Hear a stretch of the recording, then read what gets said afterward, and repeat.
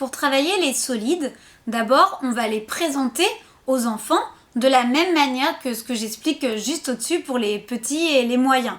On va découvrir avec les objets du quotidien, on peut trouver facilement des cubes, des boules, etc. Et surtout pour les emballages, on a souvent la forme du pavé droit. Ensuite, si vous avez à la maison des jeux où on retrouve des solides, utilisez-les. Vous n'avez peut-être pas tous les solides qui vont être présentés dans les jeux de vos enfants, mais vous pouvez parfois avoir des jeux où on va imbriquer, faire tomber un cube dans un trou carré, etc.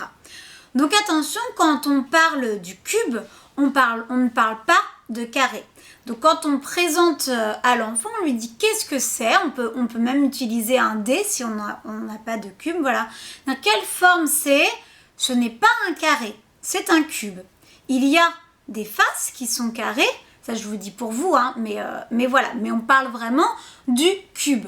Donc je vous rappelle le vocabulaire un petit peu. Donc on a des sommets, on a des arêtes, et donc ça c'est un cube avec des faces carrées.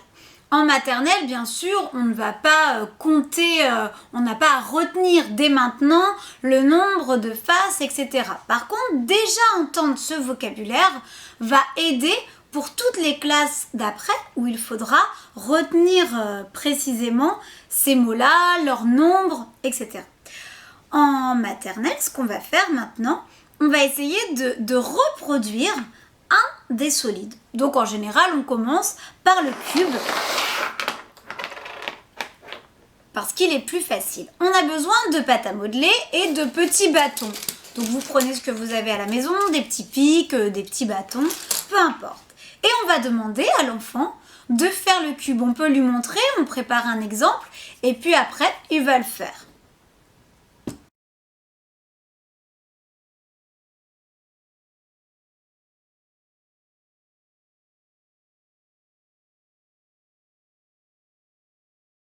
Donc là, j'ai construit mon cube. Ça nous permet tout de même de compter combien on a utilisé de bâtons, combien on a utilisé de petites boules, donc combien on a d'arêtes, etc. Ça nous permet déjà de compter, de retenir un petit peu si on a envie. Après, l'important, c'est surtout de voir qu'un cube, il n'est pas plat, on ne peut pas l'aplatir, c'est pas comme un carré qui est dessiné. On a vraiment quelque chose qui est en volume. Donc on va utiliser ce vocabulaire-là. On présente les solides, on est en volume et là on a le cube.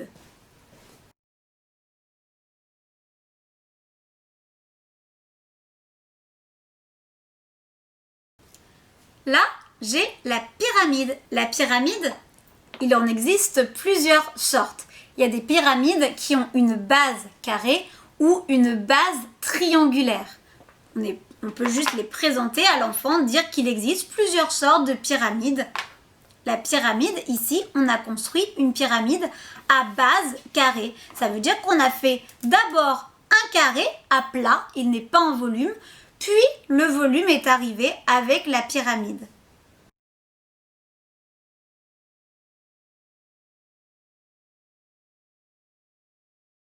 Vous pouvez aussi proposer à votre enfant de faire une base et de demander quel est le solide que je suis en train de construire. Et là, on va regarder qui a une base rectangulaire, qui a un rectangle. J'ai changé la couleur au milieu parce que là, on n'est pas sur un coin qui pique, on est juste pour relier le bâton parce que je n'ai pas de plus grand pic. On garde le symbole des couleurs, on essaye de ne pas changer.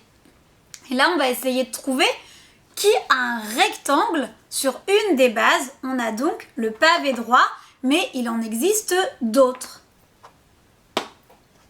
Après, vous pouvez essayer de le construire. Je vous dis juste que le pavé droit, en général, tient moins bien. Quand vous présentez ces deux solides-là, je vous rappelle pour vous que ça, c'est un cône. Ça, c'est un cylindre.